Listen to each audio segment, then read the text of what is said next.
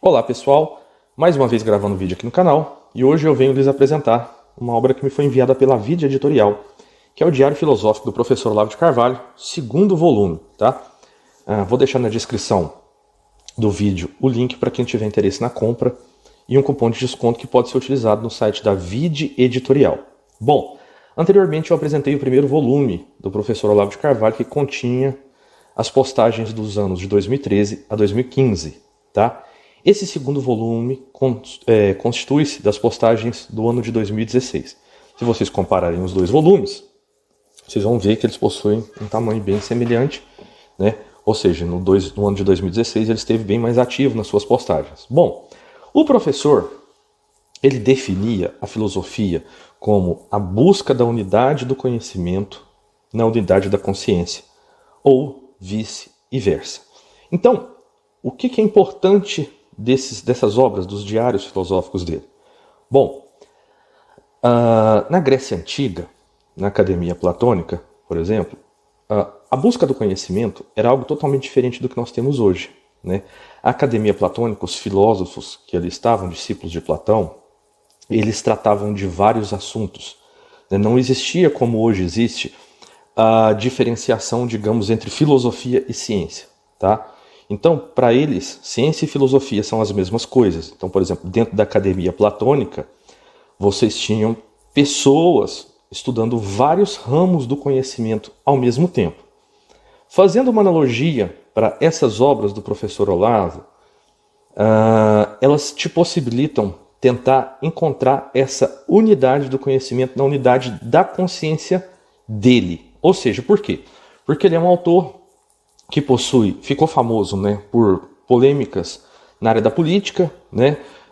Por exemplo, como o seu livro O Mínimo que Você Precisa Saber para Não Ser um Idiota, mas o professor possui trabalhos muito interessantes nas áreas de literatura, né, a filosofia, simbolismo, né, esoterismo.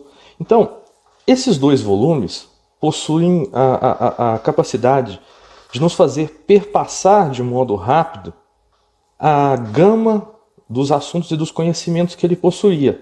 Então, meio que você pode pensar assim, ó, ele escreveu sobre religião comparada, aqui ele está escrevendo sobre polêmicas políticas com os caras do MBL, enfim, e ali vocês vão ver que as postagens tem os dias das postagens, então ao mesmo tempo, vamos supor que ele está falando sobre Platão, aí ele já está falando sobre a Igreja Católica, e aí ele já está, numa terceira postagem, ele já está tratando das discussões acerca do uso da figura de linguagem para falar sobre a ideologia de gênero, por exemplo, e como isso é uma farsa, né? Então, aqui, esses diários vão possibilitar que você busque a unidade do conhecimento na unidade da consciência do professor, já que ele não é um cara que era estanque em apenas um âmbito específico de conhecimento. Para vocês terem noção, por exemplo, tem postagens que são mais curtas e outras mais longas. Eu separei uma aqui, que ele fala sobre a questão da ideologia de gênero. Bom, ele vai dizer o seguinte: a ideologia de gênero é uma estupidez tão monstruosa que o simples fato de alguém aceitá-la como hipótese para discussão já revela uma total inépcia intelectual, ou então uma má fé que raia a criminalidade pura e simples.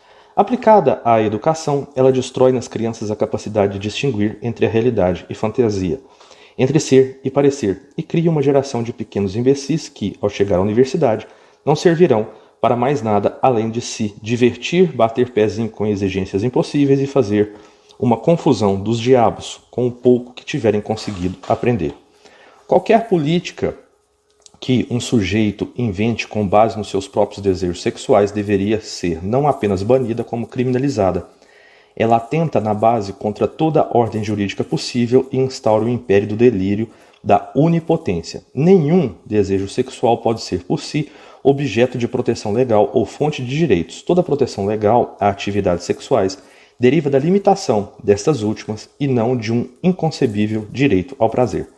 Sexo é uma realidade biológica. Gênero é um conceito gramatical que se aplica metafórica ou metonimicamente a uma infinidade de objetos que não têm sexo. Regular as atividades sexuais com base no conceito de gênero é subordinar os fatos da natureza às arbitrariedades da linguagem humana, como se fosse possível vender as mocinhas como confeitos pelo simples fato de que alguém tê-las chamado de docinhos de coco. Todo adepto da ideologia de gênero é, quase por definição, um analfabeto funcional.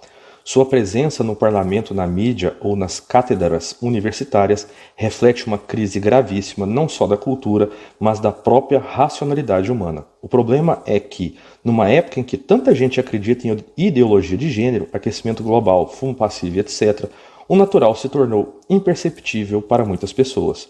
Só aprendem aquilo que está prefixado no vocabulário padrão das ciências ou pseudociências que aprenderam. O analfabeto funcional, por definição, não entende que não entende. Por isso, a maioria deles não tem cura. Talvez a única solução seja exilar todos na ilha de Fernando de Noronha. E aqui, por exemplo, logo depois, ele já está falando sobre Dostoiévski, sobre Lenin.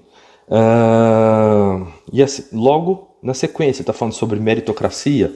Enfim, como eu disse, é uma obra na qual é possível você rastrear essa unidade de acordo com aquele assunto que ele está tratando, já que você tem essas postagens aqui, e que te abrem flanco também para você procurar outros textos dele sobre o mesmo assunto, já que, como são postagens de redes sociais, por mais extensas que elas possam ser, elas não trazem todo o argumento e toda a profundidade que ele vai tratar num livro específico.